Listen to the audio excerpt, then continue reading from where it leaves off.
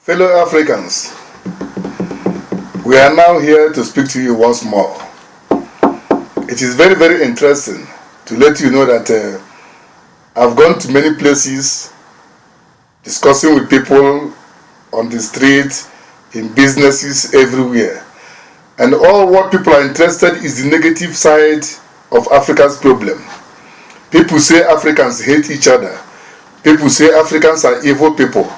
Some other detractors say Africans are backward people. People talk all sorts of things. People say Africans are lazy. People say Africans are idiots. People say Africans are dirty people.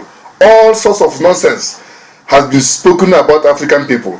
But no one takes it into fact that Africans are the custodians of this beginning of this world civilization. We are the people who found out science. We don't want to argue much about this, but among all the races of mankind who are still existing on earth, black people are the oldest of all human race existing. And in the areas of science that we see today, God is the person who invented science. He is the inventor. Now, after inventing, you have to discover it. Those who discover it were Africans, starting from ancient Egypt. We invented geometry, mathematics, physics, and chemistry, from which all scientific inventions came forth. And what we have today is not scientific discovery, it's scientific advancement. So it means that those after God are those who were able to find out before people begin to use it. Now we have been seen as people who has a moral decay, people who are not good for nothing. And you are right in your opinion, but let me once again let you know that all powerful nations of the world once found themselves in a very serious problem. You cannot have, there is no nation on earth today that does not have their national heroes. And heroes are those who solved great problems of the nation. Now, if those nations did not have problems as we are having today in Africa, were they going to stand up and solve it? No. People solve their problem, and we Africans will stand up and solve their problem, our own problem. We don't need people's help. Of course, we all live in a world where a world of mutual dependence. We depend on people as people will depend on us. But we cannot sit back and say, hey, please come and help me. We don't need anybody's help in building Africa.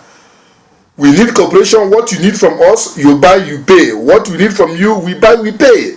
It's commerce. We all interact in that way. But we don't sit back and say somebody must come from Europe or America or anywhere, come and give us idea. No, don't give us idea. We don't need your idea.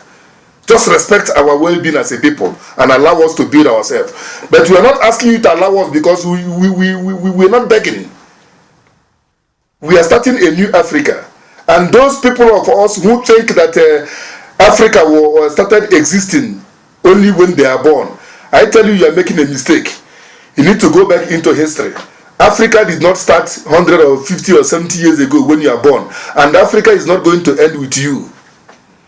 So if you are born within a generation when you see African people are suffering humiliations, suffering all sorts of human dignity, it's not a reason for you to accept that black people are good for nothing people. Tell me anybody in history, tell me any race who were not having a problem in the past. Just tell me any human race today which you go into their history and find out that they had never had a problem in the past and solved it. Can we talk about Russia? Can we talk about China? Can we talk about Europe? Where in this nation today did you see a people, a powerful nation today who were not having confusions, wars and miseries throughout their life? And while those people solve their own problem, why don't you believe that African people can solve their own problem? So if you know, we are telling you that African people are skillful. I want to tell you that God cannot bring any message without preparing the audience. And when you say that God had decided that it's time for Africa to rise to prominence, it's because every necessary thing needed for that very mission is ready. I know black people are talented. Even though our talent are being used somewhere to please other people, to enrich other people, well, that is the situation we found ourselves over the years. But it is time for our talent to benefit us.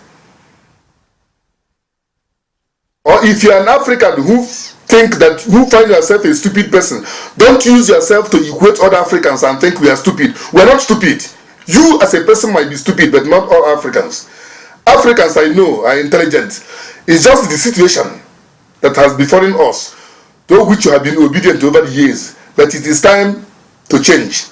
And we are using this opportunity to tell all those who are exploiting Africa to please respect this period, especially the Europeans.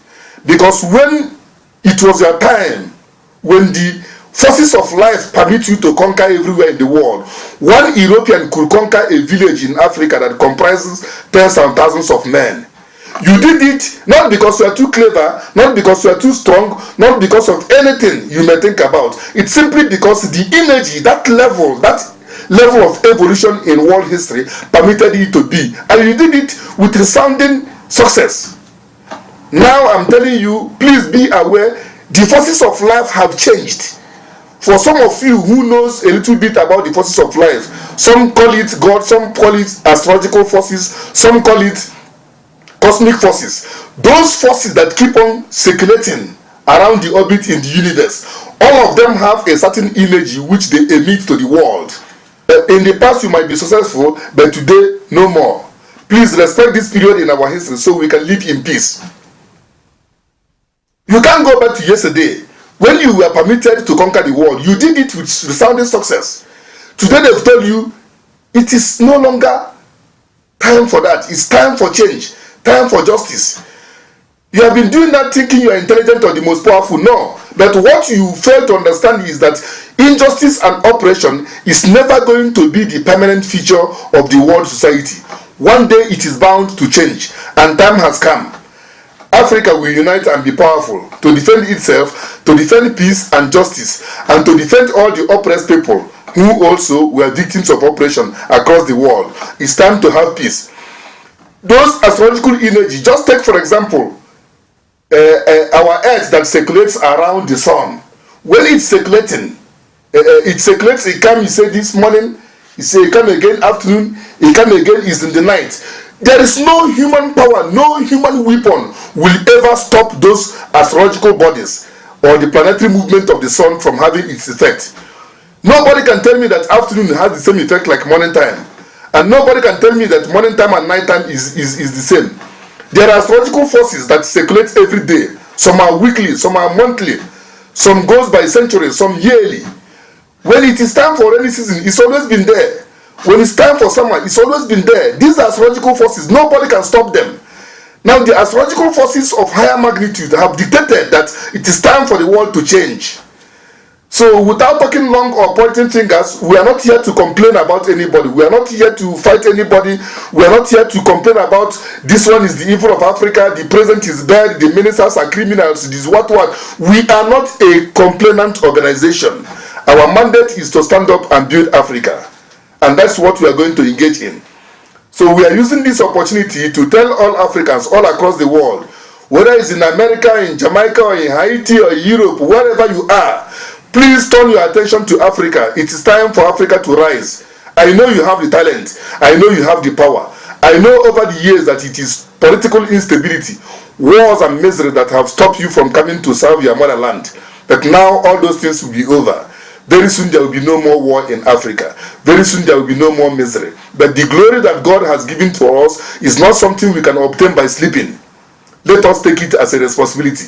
We have to do it, just like other nations of the world engaged. We have to do it. Nobody is superior to black people. And we don't claim superiority over anyone. But we are humans on our own. We are ruled by divine forces.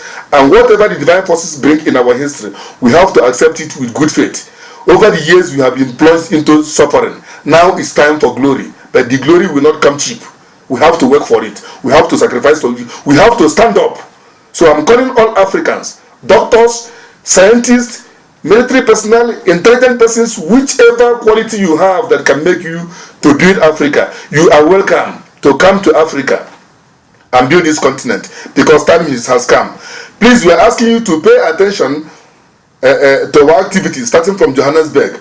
We are not expecting any interruptions. We are not expecting that anybody will come and tell us no, because I don't think any African will stand up today, start talking about what or what not. But we know also that when a new thing is about to come, people view it with suspiciousness. But we humbly ask you to give us that benefit of doubt. Let us work and demonstrate what we have received from God for the good of Africa. Please stand up and let's make our continent great, both men and women. I thank you all, and may God bless you all.